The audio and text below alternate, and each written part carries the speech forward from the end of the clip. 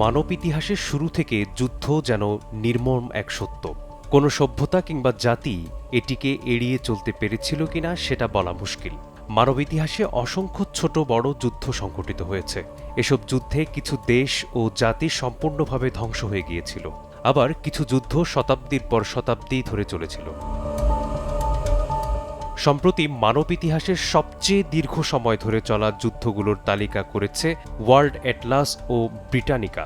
আজ জানাবো সেগুলো সম্পর্কে। তালিকার ১০ নম্বরে আছে রুশ তুর্কি যুদ্ধ। রুশ ও অটোমান সাম্রাজ্যের মধ্যে সংঘটিত ১২টি সংঘাতকে একযোগে রুশ তুর্কি যুদ্ধ বলা হয়। ১৫৬৮ খ্রিস্টাব্দে শুরু হয়ে এ যুদ্ধ আনুষ্ঠানিকভাবে থামে ১৯১৮ খ্রিস্টাব্দে। ব্রেস্ট-লিটভস্ক চুক্তির মধ্য দিয়ে রাশিয়া ও তুরস্কের ৩.৫ শতকের সংঘাত ও সব বিরোধিতার অবসান ঘটে।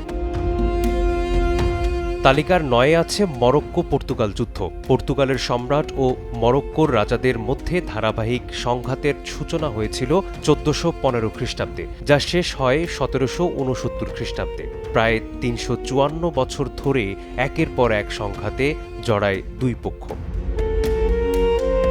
তালিকার ৮-এ আছে ইয়েমেনি উসমানীয় সংঘাত।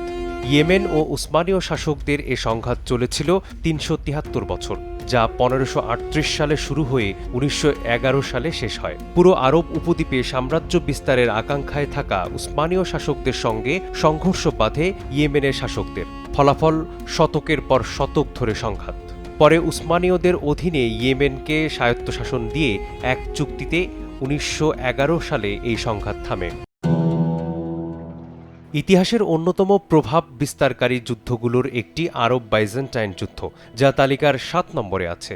অর্থনৈতিক, ভূরাজনৈতিক ও ধর্মীয় এই ৩ ক্ষেত্রেই আরব বাইজেন্টাইন যুদ্ধের প্রভাব ব্যাপক। ৬২৯ খ্রিস্টাব্দে যুদ্ধের সূচনা হয়ে ১০৫০ খ্রিস্টাব্দে আনুষ্ঠানিকভাবে শেষ হয়েছিল। ক্রুসেডকে বলা হয় ধর্মযুদ্ধ, যা তালিকার ৬-এ আছে। ১০৯৫ খ্রিস্টাব্দ থেকে ১৬৯৯ খ্রিস্টাব্দ পর্যন্ত ধারাবাহিকভাবে ক্রুসেড ঘটেছে। ইউরোপের খ্রিস্টান শাসকেরা ওই সময়ে মধ্যপ্রাচ্যের পূর্বাংশের মুসলিম নিয়ন্ত্রিত ভূমি দখলে নেয়ার অভিযানে নামলে এই যুদ্ধ শুরু হয়। এ সময় মুসলিমদের থেকে জেরুজালেম পুনরুদ্ধার করা ছিল ইউরোপীয়দের বড় লক্ষ্য। প্রায় ৬০৪ বছর ধরে এই লড়াই চলেছিল।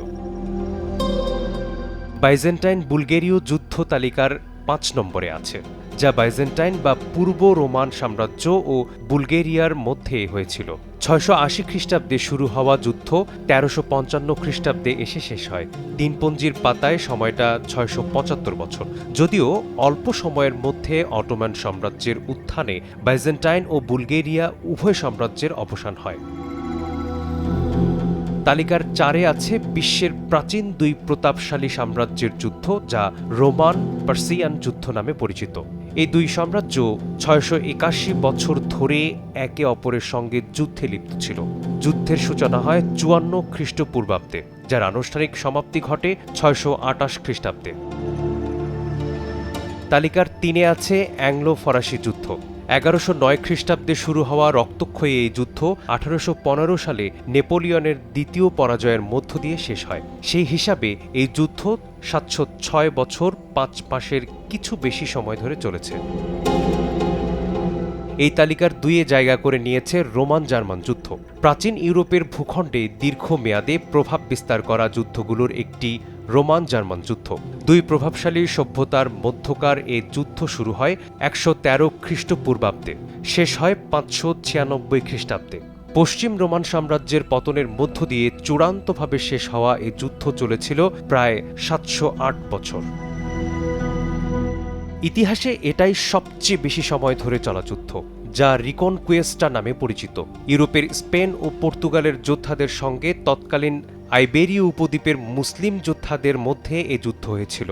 মুসলিম যোদ্ধারা জিব্রাল্টার প্রণালী অতিক্রম করলে ৭১১ খ্রিস্টাব্দে যুদ্ধের সূচনা হয়। পরে তারা ৭১৮ খ্রিস্টাব্দের মধ্যে পুরো স্পেন ও পর্তুগাল দখলে নেন। পতন হয় ইউরোপীয় খ্রিস্টান সাম্রাজ্যের।